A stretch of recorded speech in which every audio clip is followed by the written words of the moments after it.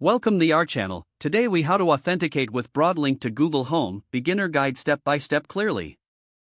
To get started with authenticating BroadLink to Google Home, ensure that both your Google Home app and BroadLink app are installed on your mobile device.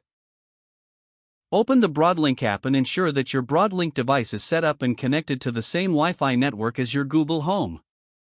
Launch the Google Home app on your device.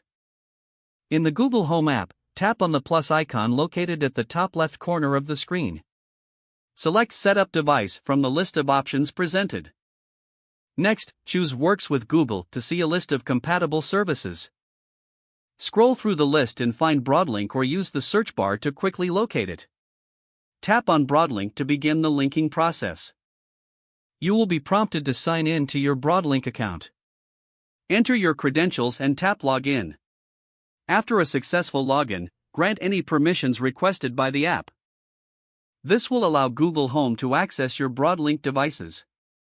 Once connected, you will see a confirmation message indicating that your BroadLink account is linked to Google Home. Tap on Done to complete the linking process. To integrate your BroadLink devices with Google Home, return to the main screen of the Google Home app. In the main interface, tap on Devices to see all your connected devices. If your BroadLink devices do not appear immediately, tap on the Sync Devices option to refresh the list. After syncing, you should see your BroadLink devices listed. Now, you can control your BroadLink devices using voice commands through Google Assistant. Test the integration by saying a command like, "Hey Google, turn on, device name, ... If everything is set up correctly, your BroadLink devices should respond to Google Assistant's commands. You have now successfully authenticated BroadLink with Google Home. If the page does not load, refresh the browser or try again in a private or incognito window.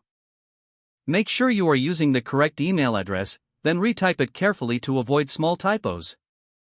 If your password is not accepted, use the reset option and create a new strong password you can remember. Check your spam folder for verification or security emails, then complete any requested confirmation steps.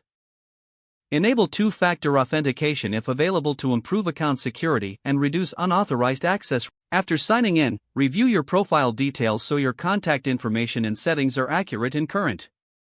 If you see an error message, note it down and try again after restarting your device and internet connection. Log out when you finish, especially on shared devices, to keep your account and payment information secure. Don't forget to like this video and subscribe to our channel for more step-by-step tech guides.